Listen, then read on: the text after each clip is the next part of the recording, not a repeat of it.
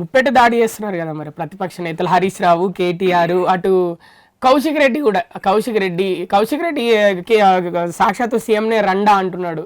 కౌశిక్ రెడ్డి రండా అంటున్నాడే. కౌశిక్ రెడ్డి పాత్ర ఏంటంటే, మన దగ్గర మీరు ఉదాహరణ చూసారా, కొన్ని పెద్దిళ్ళలో పెద్ద కుక్క ఉంటుంది, ఇంత ఎత్తుంటుంది.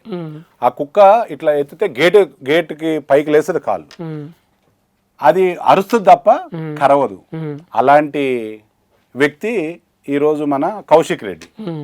మనిషి 7 ఫీట్లు పెరిగిండే తప్ప మైండే లేదు. మైండ్ ఉండేవాడైతే, బుద్ధి ఉండేవాడైతే, ఇంట్లో లేడీస్ని అడ్డం పెట్టుకొని గెలిచిన ఈ బుద్ధి లేనోడు ఇవాళ తెలంగాణ రాష్ట్రం గురించి, రేవంత్ రెడ్డి గురించి, ఇంకా కాంగ్రెస్ పార్టీ గురించి మాట్లాడుతున్నాడు. ఫస్ట్ వాడిని చక్కగా పెట్టుకోమను, ఎందుకంటే వానికే బుద్ధి లేదు. బుద్ధి లేకనే లేడీస్ని అడ్డం పెట్టుకొని గెలిచిన నాయకుడు ఇవాళ వాడు మాట్లాడే మాటలేనేమన్నా చెప్తున్నా కదా. మనకి పెద్దోళ్ళు చూడు, ఇంత చెవులు ఉంటే ఇట్లా వంగబడి ఉంటాయి, లేకుంటే మనిషి ఇంత హైట్ ఉంటాడు, కానీ మన దగ్గర ఏముండదు.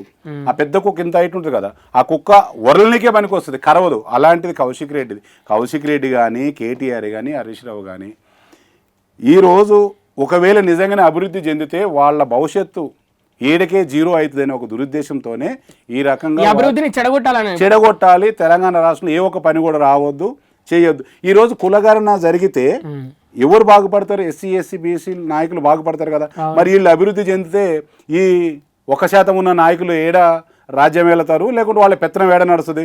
వీళ్ళు తెలివితేటలోకి వస్తే మాది వాళ్ళ ముందర ఏం చేయలేమని ఒక దురుద్దేశంతోనే ఈ రకంగా వాళ్ళు ప్రిపరేషన్గా చేసి గొడవలకు కానీ, లేకుంటే ఇంకొక విధంగా కానీ చేసిన